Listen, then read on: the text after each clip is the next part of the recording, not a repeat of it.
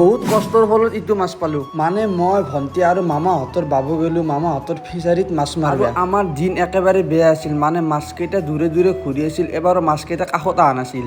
মাছৰ ধান্দা বাদ দি ইফালে আমিও আহিলো সফ্ৰাম খাবা, কিন্তু দুখৰ কথা সফ্ৰাম এটাও পকা নাই, কেঁচা হৈছে। তাতেও আধা ঘণ্টামান ঘূৰি ইফাল সিফাল কৰি আহিলো ফিচাৰীটোৰ পাৰত। মানে মাছকেইটা পুৰা কাষে কাষে আহি আছে, জাঙাৰ তাত এবাৰ মাৰি চাওঁ। আৰু বহুত কষ্টৰ ফলত আমাৰো মিছন কমপ্লিট হ'ল, মানে মাছটো পুৰা জাঙাৰত লাগিল।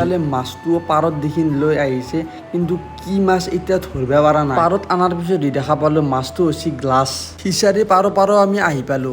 এইবাৰ আৰু মাছ কটা দায়িত্ব দিছি মোক। মাছখিনিও কাটি কুটি তাতে ভাত পানী খাই আহি পালো ঘৰৰ পৰা বাহিৰত ওলাই বঢ়িয়া ধুনীয়া ৰ'দ দি আছে। হঠাতেনো বতাহটো কি হ'ল, একেবাৰে বৰষুণ কৰি ফেললে। চব ফালৰ পানী শুকাইছে, কিন্তু আমাৰ এই পথাৰখনৰ শুকা নাম লোৱা নাই। এই বতাহৰ মহিমাটো কি কবি, এবাৰ ভাল হয় এবাৰ বেয়া হয়। এইবাৰ আৰু ৰ'দ দিছে, ভাবিলো গাড়ীখন লৈ এবাৰ